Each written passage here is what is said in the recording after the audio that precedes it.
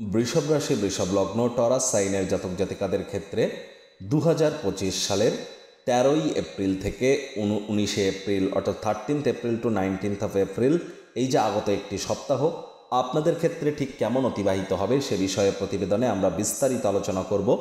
আলোচনাটি অত্যন্ত গুরুত্বপূর্ণ হতে চলেছে, তার কারণ একটি সপ্তাহের তো একটি আলোচনা, তার সাথে সাথে এ সপ্তাহেও কিন্তু আপনাদের ক্ষেত্রে আপনাদের রাশির অধিপতি শুক্র যখন সপ্তাহটি শুরু করছেন তখন তিনি কিন্তু বক্রী অবস্থানেই সপ্তাহটি শুরু করছেন এবং এ সপ্তাহেই তিনি কিন্তু মার্গী হবেন। গ্রহণ দোষ আপনাদের ক্ষেত্রেও চলছে, এ সপ্তাহেই গ্রহণ যোগ কিন্তু সমাপ্ত হবে। গ্রহণ যোগ থেকে আপনারা মুক্তি পেতে চলেছেন। আর আপনাদের ক্ষেত্রে কোনো প্রকার শনির ঢাইয়া, শনির 7.5 বর্তমানে চলছে না। স্কিপ না করে পুরোটাই শুনবেন যদি ভিডিওটির প্রকৃত মর্মার্থ আপনারা উপলব্ধি করতে চান। পরিশেষে যেমন প্রতিকার নিয়ে আলোচনায় আমরা থাকি তেমনটি তো আছেই। আলোচনাটি ইন জেনারেল প্রেডিকশন হবে, অর্থাৎ এই পৃথিবীতে যতজন বৃষভ রাশির জাতক জাতিকা আছেন তাদের প্রত্যেকের জন্য। আপনি যদি চান আপনার ব্যক্তিগত ন্যাটাল চার্ট বা জন্মছকের সাথে সাথে বর্তমান প্ল্যানেটারি ট্রানজিটের চার্ট বা গ্রহগত গোচরের ছককে একসাথে কম্বাইন করিয়ে 100% অথেন্টিক পার্সোনাল বা ব্যক্তিগত গণনা এনি টাইম আমাদের দ্বারাই করাতেই পারেন। এর জন্য স্ক্রিনে আমরা নাম্বার দিয়ে থাকি, চাইলে ফেস টু ফেস যে কোনো শনিবার রবিবার অফিসে এসে সাক্ষাৎ করতে পারেন বা বাইফোন কনসালটেন্সি এনি টাইম আপনারা গ্রহণ করতেই পারেন। তো চলুন কথা না বাড়িয়ে আলোচনায় প্রবেশ করা যাক। বৃষভ রাশি, বৃষভ লগ্ন, টরাস সাইনের জাতক জাতিকারা কালপুরুষের রাশি চক্র অনুযায়ী দ্বিতীয়তম রাশির আন্ডারে আপনারা পড়েন। আপনাদের রাশির অধিপতি শুক্র। আর স্ক্রিনে আপনারা যে চার্টটি দেখতে পাচ্ছেন এটি বৃষভ রাশির জাতক জাতিকাদের 2025 সালের 13ই এপ্রিল আপনাদের গ্রহগত গোচরের ছক ঠিক এমনটি কিন্তু দেখাবে।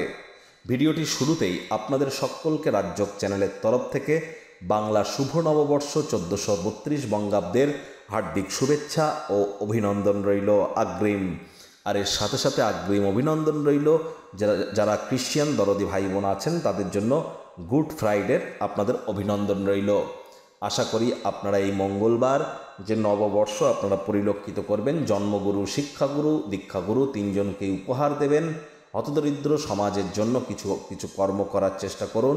আশা করি আপনাদের আগত বছরটি অত্যন্ত শুভ পরিগণিত হবে। ঈশ্বরের কাছে এই কামনাই রাখি। দেখুন, আপনাদের ফার্স্ট হাউসে 2 লেখা থাকলেও গুলিয়ে ফেলবেন না, এটি আপনাদের ফার্স্ট হাউস যেখানে বৃহস্পতি বসে আছে। আপনাদের থার্ড হাউসে মঙ্গল, কেতু আপনাদের 5th হাউসে, চন্দ্র সপ্তাহটির শুরুয়াত করবে আপনাদের 6th হাউস থেকে এবং আপনাদের 11th হাউসে পঞ্চগ্রহী যোগ আমরা পরিলক্ষিত করছি, অর্থাৎ বুধাদিত্য, লক্ষ্মী নারায়ণ, জড়ত্ব, এর সাথে সাথে পিশাচ যোগ, একাধিক যোগ আমরা পরিলক্ষিত করছি, গ্রহণ যোগ। সপ্তাহটির শুরুতেই প্রথম যে সুখবরটি আপনাদের ক্ষেত্রে দেব সেটি সোমবার ঘটতে চলেছে।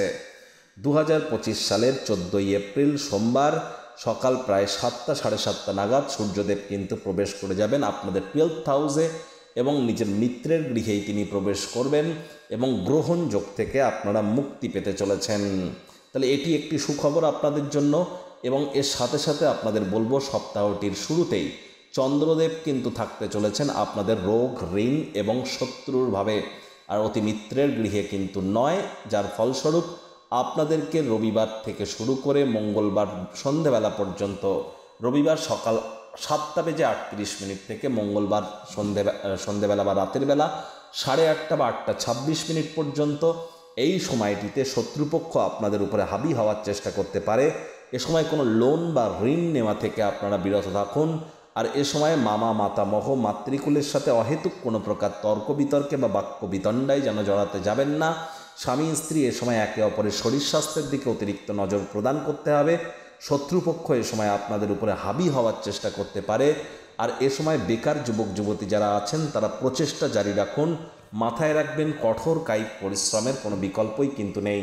ইংরেজিতে একটি কথা আছে, a man without a name is like a ship without a rudder. লক্ষ্যবিহীন মানুষ পালবিহীন জাহাজের মতো। তাই যাদের লক্ষ্য যত মজবুত, সাফল্য কিন্তু তাদের ক্ষেত্রে ঠিক ততটাই ত্বরান্বিত হবে। তাহলে সপ্তাহটির প্রথম কয়েকটি দিন রবিবার, সোমবার, মঙ্গলবার, এই 3টি দিন একটু সাবধানতা অবলম্বন করুন। নতুন কোনো ক্রিয়াকলাপ করতে যাবেন না, যা যেমন চলছে তাই চলতে দিন, কনসিস্টেন্সি মেনটেন করুন।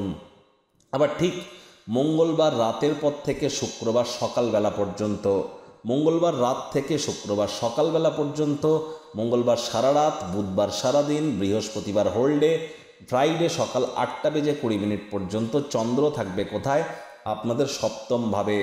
তাহলে শুক্রবার সকাল পর্যন্ত, মঙ্গলবার রাত থেকে শুক্রবার সকাল পর্যন্ত অবিবাহিত যারা আছেন, বিবাহের যোগ্য হয়ে থাকলে 100% বিবাহের যোগ কিন্তু আপনারা প্রাপ্তি করতে পারেন।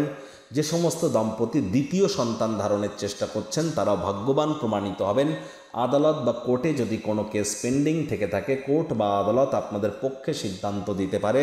কোনো স্থানে কারোর বিরুদ্ধে যদি কোনো প্রকার লিটিগেশনের আপনারা দ্বারস্থ হতে চান, আইনের দ্বারস্থ হতে চান, এই সময়টিকে আপনারা কাজে লাগাতে পারেন।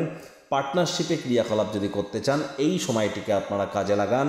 ভাইপো ভাইজিদের দ্বারা উপকৃত হতে পারেন। দাম্পত্য জীবনের মাধুর্যতা এ সময় বৃদ্ধি পাবে। এ সময় একসাথে কোথাও রোম্যান্টিক ভ্রমণেও কিন্তু আপনারা যেতে পারেন এবং স্বামী স্ত্রী আপনারা একে অপরের প্রতি কিন্তু এ সময় আবেগপ্রবণ হতে চলেছেন। যারা দুগ্ধ সম্পর্কিত বা যারা ডেয়ারি ইন্ডাস্ট্রি বা তরল জাতীয় সম্পর্কিত বা খাদ্য খাবার সম্পর্কিত ইন্ডাস্ট্রির সাথে যুক্ত আছেন বা যারা নার্স আছেন, তাদের জন্য কিন্তু আবারও বলছি মঙ্গল, বুধ, বৃহস্পতি, শুক্র এই দিনগুলি অত্যন্ত শুভ পরিগণিত হতে চলেছে, বিশেষ করে শুক্রবার সকালবেলা পর্যন্ত।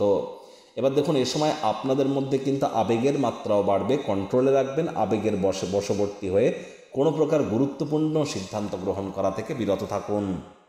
আবার এই চন্দ্রই কিন্তু শুক্রবার সকাল 8:20 প্রবেশ করে যাবে আপনাদের অষ্টমভাবে। সেখানেই থাকবে রবিবার সকাল 6:04 পর্যন্ত। তাহলে শুক্রবার সকাল থেকে রবিবার সকালবেলা পর্যন্ত এই চন্দ্রই কিন্তু আপনাদের অষ্টমভাবে গোচর করে যাবে। সে সময় খুব সাবধানে গাড়ি ঘোড়া চালাবেন। শুক্র, শনি, রবি এই 3 দিন সাবধানে গাড়ি ঘোড়া চালাবেন। শরীরে চোটাঘাত লাগতে পারে। লং ডিস্টেন্স জার্নি, দূরবর্তী যাত্রা ভ্রমণ অ্যাভয়েড করবার চেষ্টা করুন। শ্বশুরবাড়ির সাথে অহেতুক তর্ক বিতর্ক করবেন না। পৈতৃক সম্পত্তি নিয়ে বাক্য বাদানো বিবাদে জড়িয়ে পড়লেই পরিস্থিতি হিতে বিপরীত হতে পারে। আর স্বামী স্ত্রী শব্দ চয়নের দিকে অতিরিক্ত নজর দিন। আর এ সময় কিন্তু অবশ্যই খরচ আপনাদের একটু বাড়তে পারে সপ্তাহটিতে। বাজেটকে নিয়ন্ত্রণের মধ্যে রাখুন। সুখবর একটি যে আপনাদের ক্ষেত্রে কিন্তু শুক্র মার্গী, আপনাদের রাশির অধিপতি, তিনি 15 তারিখে মার্গী হচ্ছেন। তাহলে 15 তারিখের পর কিন্তু লক্ষ্মীনারায়ণ রাজ্য ফুল ফ্লেজে আপনারা পরিলক্ষিত করবেন। 15ই এপ্রিলের পর আপনাদের আয় ইনকাম বৃদ্ধির যোগ এবং আপনাদের নাম, যশ, খ্যাতি, প্রভাব, প্রতিপত্তি এগুলিও বৃদ্ধির যোগ আপনাদের জন্য থাকবে।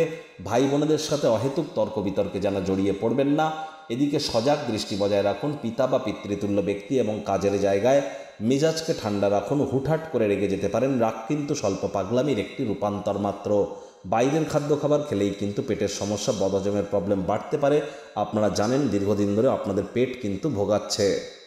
প্রতিকার স্বরূপ আলোচনা করতে গিয়ে আপনাদেরকে বলবো, স্ক্রিনে আপনারা দেখতে পাচ্ছেন নবগ্রহ বীজমন্ত্র। পারলে 9টি গ্রহকেই শান্ত রাখবার জন্য এই নবগ্রহ বীজমন্ত্র প্রতিদিন 108 বার করে জপ করুন। একবার মুখস্থ হয়ে গেলে মাত্র 10 থেকে 15 মিনিট লাগে। এটি মনুষ্য জাতির সৃষ্টি নয়, স্বয়ং ব্রহ্মদেবের সৃষ্টি, যা কখনো অনর্থ হতে পারে না। ভুলভাল উচ্চারণ করলেও কোনো নেগেটিভ ইম্প্যাক্ট পড়ে না। একই সাথে 9টি গ্রহকে শান্ত রাখতে পারছেন, এর থেকে বেটার আর কি হতে পারে। আর দেখুন, আপনাদের ক্ষেত্রে বুধের মজবুতি এবং শনির মজবুতি অত্যন্ত গুরুত্বপূর্ণ। তাই বারবার আপনাদের বলছি, আপনারা প্রত্যেক দিন সবুজ রঙের এলাচ একটি করে রাতে চাবান। সবুজ রঙের একটি রুমাল বা গ্রিন হ্যাঙ্কি নিজের সাথে অলওয়েজ ক্যারি করুন। গণেশজির একটি নাম জপ ধ্যান আরাধনা আপনারা করুন। একটা গণেশ মূর্তি সাদা রঙের বাড়িতে রাখবেন।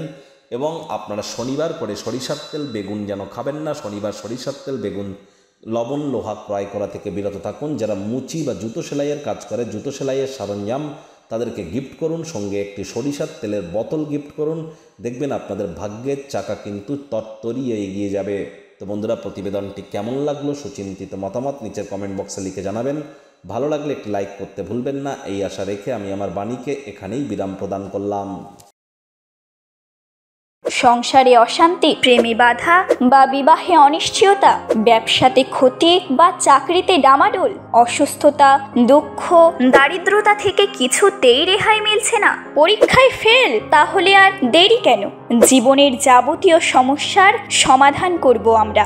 বাস্তুশাস্ত্র, সংখ্যাতত্ত্ববিদ্যা, লাল কিতাব, বৈদিক জ্যোতিষশাস্ত্র, কৃষ্ণমূর্তি প্রভৃতি পদ্ধতিতে জন্মছক বিচার করা হয়। প্রয়োজন অনুভব করলে স্ক্রিনে ফ্ল্যাশ হওয়া নম্বরে যোগাযোগ করতেই পারেন।